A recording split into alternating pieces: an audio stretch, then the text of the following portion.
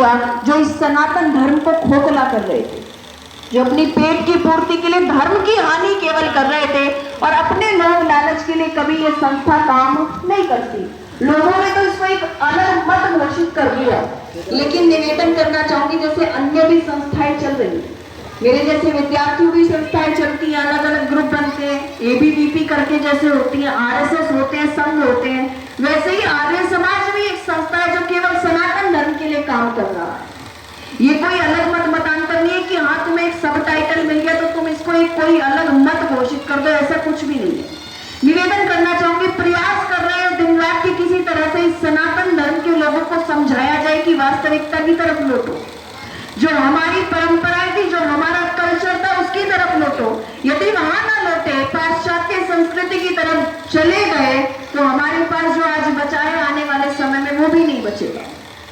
जब से हमने पाश्चात्य संस्कृति को मानना प्रारंभ किया, हमने कितना खोया है, कभी विचार करना, क्या चिंतन किया? भूमि से ही थोड़ा सा आकलन कर लेना, हमने तब से कुछ कमाया नहीं, खोया केवल है। यह अखंड भारत हुआ करता था, क्या कुछ नहीं खोया। अफगानिस्तान हमारा था लेकिन आज हमारे पास नहीं है। पाकिस्तान हमारा था लेकिन हमारे पास नहीं है। नेपाल, भूटान, बांग्लादेश, म्यांमार, श्रीलंका हमारा था, आज तुम्हारे पास बचा क्या है? और आज भी यदि उधर ही भागते चले गए तो इस भारत के टुकड़े से अलग जाओगे कहां? धर्म परिवर्तन करने के अलावा कोई भी रास्ता नहीं बचेगा। लोग आएंगे, किसी को मुसलमान बनाएंगे, किसी को ईसाई बनाएंगे और तुम आसानी से बन जाओगे। इतिहास को एक बार पढ़ करके देखो, विवश होकर के लोग बने हैं, क्योंकि जिन्होंने अपनी संस्कृति को, अपने इतिहास को भुला दिया, लोग उसको भुला देते हैं। इसलिए अपने इतिहास को याद करना पड़ेगा। और माताओं से भी निवेदन करूंगी, मैं चर्चा कर रही थी, आज यदि सेशन किए जाते हैं, माताओं से निवेदन किया जाता है, पहले चर्चा चल रही नहीं की थी ना कि माताएं बच्चों का निर्माण करती हैं, और आज वाली माताओं से प्रश्न किया जाए तो माताओं का यही जवाब होता है कि हमारे बच्चे हमारी सुनते नहीं है। हम समझाने का तो प्रयास करते हैं लेकिन हमारी समझते नहीं है। तो बड़ी अच्छी सी टेक्निक मैं आपको दे देना चाहती हूँ, निवेदन करना चाहूंगी। पहले सीखना हमें जरूरी है, बच्चे बाद में सीखेंगे, क्योंकि बच्चे को कहा जाता है कोरे पेपर की समान होता है, जैसा देखता है वैसा ही वो अपने अंदर इंक्लूड करता रहता है, जोड़ता रहता है। क्या जिस स्वरूप में आज हम अपने महापुरुषों को मान रहे हैं उसमें आपका बच्चा मानता है तो आप उसका विरोध क्यों करते हैं? निवेदन करना चाहूंगी, आज के समय में हम कृष्ण को, जो हमारे महापुरुष हुए हैं, योगी राज की पदवी से जिसको संबोधित किया जाता है, हम आज उस कृष्ण को किस स्वरूप में मानते हैं? मतलब हम कहते हैं कि हमारे महापुरुष, ये कहा जाता है हमारे पूर्वज हैं, तुम बताते हो कि हमारे जो बाप दादा रहे, हमारे पूर्वज रहे, योगी राज श्री कृष्ण, वो माखन भी चुराते थे, वो स्त्रियों के साथ रास भी रचाते थे और अपनी पत्नी रुक्मणी के अलावा 16,108 रानियों के साथ रहते थे। हमने बताया कि तुम्हारे बाप दादा जो भोले के नाम से जाने जाते हैं, शिव शंकर के नाम से जाने जाते हैं, वो भांग भी पीते थे। हमने ये बताया, हमने हर महापुरुष को बदनाम किया, लेकिन कभी ये नहीं बताया कि जिस भोले को हम भंगड़ बता रहे हैं वो भोला कभी योगी के नाम से जाना जाता है।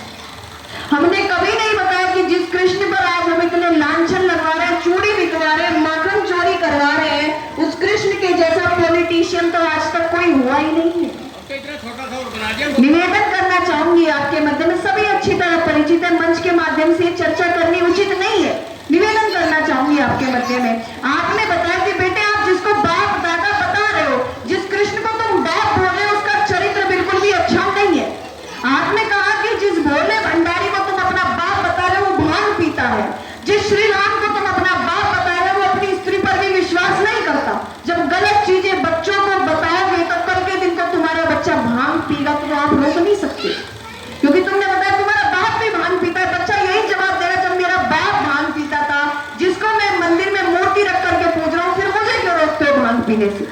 निवेदन करना चाहूंगी आप सभी के मध्य में, यदि इतिहास को नहीं जाना, कहां पर लिखा हुआ है कि भोले भंडारी ने भांग पी? समकालीन इतिहास को एक बार उठा करके देखो, कौन सी महाभारत में लिखा हुआ है कि श्री कृष्ण ने रास रचाया, और कौन सी वाल्मीकि रामायण में लिखा हुआ है कि श्री राम अपने चरित्र से गिर गए, उन्होंने स्त्री पर उंगलियां उठाई? निवेदन करना चाहूंगी, इतिहास को हमने पढ़ा नहीं और गलत परंपराएं समाज में सुचालित कर दी।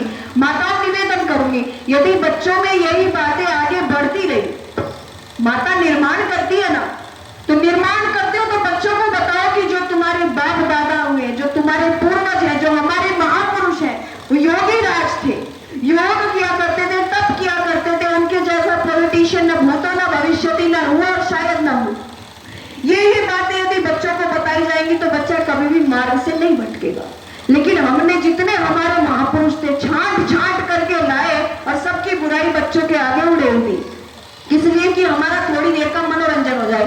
ये कई जो गीत चले हैं ना महापुरुषों के विषय में गंदे गंदे, एक भी पुरुष ने नहीं बनाया स्टार्टिंग में। जैसे मणिहारे का वेश बनाया, श्याम चूड़ी बेचने आया, हमारी देन है ये। आने वाले समय में बच्चे पे क्या असर पड़ेगा, धर्म की कितनी हानि होगी, ये हमने कभी नहीं विचारा। और आज तक दूसरे मतांतर वाले लोग भी उंगली उठा देते हैं। एक बार बच्चों से प्रश्न करो, निवेदन करना चाहूंगी, आपने कहानी नहीं बताई कि एक बार याद करो उस वीर हकीकत राय को जो 13-14 वर्ष की आयु में केवल चोटी और जनेऊ न उतारने की वजह से फांसी पर चढ़ गया था। किस माता ने बताया?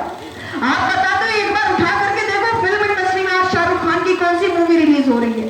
तुम उन गद्दारों के विषय में बताओगे तो आपका बच्चा आने वाले समय में कैसे आपके रास्ते पर चलेगा?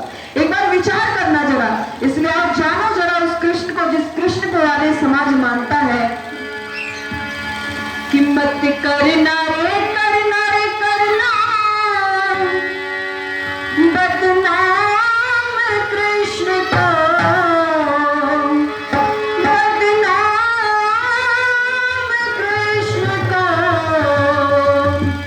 मानो भारत का रक्षक श्री राम कृष्ण को, मानो भारत का रक्षक श्री राम कृष्ण को।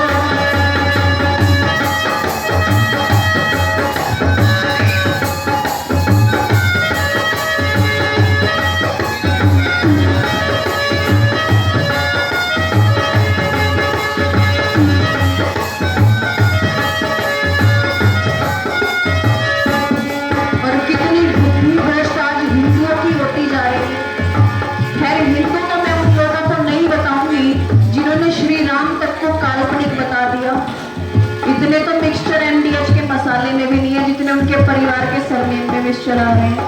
कोई वाड्रा है, कोई खान है, कोई गांधी है।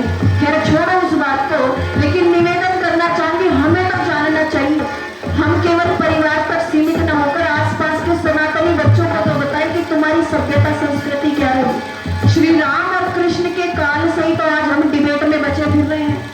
हम खुल करके कह सकते हैं कि हम कितने पुराने हैं। हमारे श्री राम 9 लाख वर्ष पुराने और वो तीसरी पीढ़ी नहीं गिनवा सकते। हम खुल करके बता सकते हैं कि हमारे कृष्ण 5000 वर्ष पुराने हैं, लेकिन उनके पास कोई समय निर्धारित नहीं है। और इनको भी यदि काल्पनिक बता दिया तो कल के दिन धर्म परिवर्तन करोगे, तुम्हें कोई बचाने वाला